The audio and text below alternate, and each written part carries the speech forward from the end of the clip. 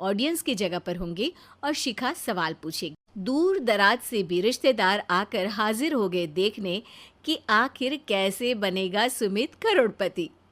सब कुछ सेट था और इतने में सूरज आकर अपना स्पीच देता है। ये 1 महीना मेरे लिए आसान नहीं था, पर अपने भाई सुमित और अपनी पत्नी शिखा की मदद से मैं इतनी दूर पहुंच पाया हूँ।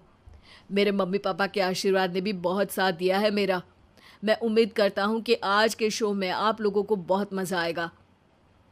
साक्षी पहला सवाल पूछती है और पूरे कमरे में सन्नाटा छा जाता है। इंडिया में कितने स्टेट्स हैं?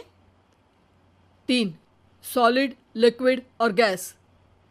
अरे रुकिए तो, ऑप्शंस तो देने दीजिए। इतने में 5वीं कक्षा का चिंटू बोल उठता है। अरे क्या मामा, आप तो पहले सवाल पर ही आउट हो गए। अरे बेटा, पहला सवाल तो ट्रायल होता है ना। अरे तुम अब देखना। देखने जैसी बात तो थी ही। सूरज को इतना शांत किसी ने नहीं देखा था। कभी कभी तो लगता था मानो सूरज आंख खोलकर ही सो गया हो। मामा जल्दी करो प्लीज, कल सुबह पनवेल भी तो निकलना है।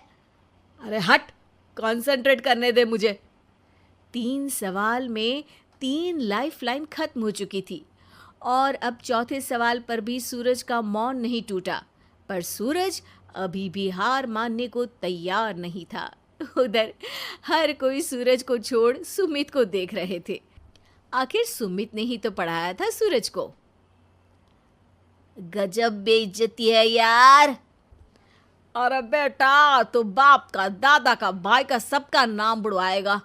अरे 3 लाइफलाइन ले ली तो भी तेरा कुछ नहीं होना है। अरे कोई इतनी बात करता है क्या शो पर? अरे बेटा, शो पर तेरे जैसे भी तो नहीं आते ना। सूरज की ये जंग आखिर 1 घंटे बाद 5वें सवाल पर खत्म हो गई जब उसने इंडिया के नेशनल बर्ड का नाम कहा, कौवा। अरे बेटा, मजा तो बहुत आया, बस थोड़ा टाइम पर खत्म होता तो आनंद भी आ जाता। ताने बारिश के बूंदों की तरह बरस रहे थे और सूरज को भी समझ आ रहा था कि ये करोड़पति बनना शायद उसके बस के बाहर की बात है। पर वो आखिर ये बात मान कैसे लेता? वो सख्त लौंडा जो ठहरा, उसने सोचा कि बेइज्जती तो हो ही चुकी है, पर अगर मैं हार नहीं मानूं तो शायद कुछ हो सकता है। शिखा तुम देखना, असली शो में आग लगा दूंगा, आग। करोड़पति बनूंगा मैं। हाँ, सब्जियां खत्म हो गई है घर पे, ले आओ।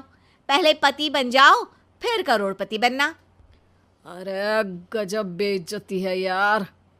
बेटा, अभी तो घर पर ही हुई है, 1 हफ्ते में तो तुम देश के सामने करवा कर आओगे।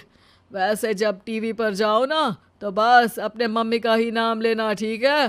कोई पूछे तो बोलना कि पापा नहीं है मेरे।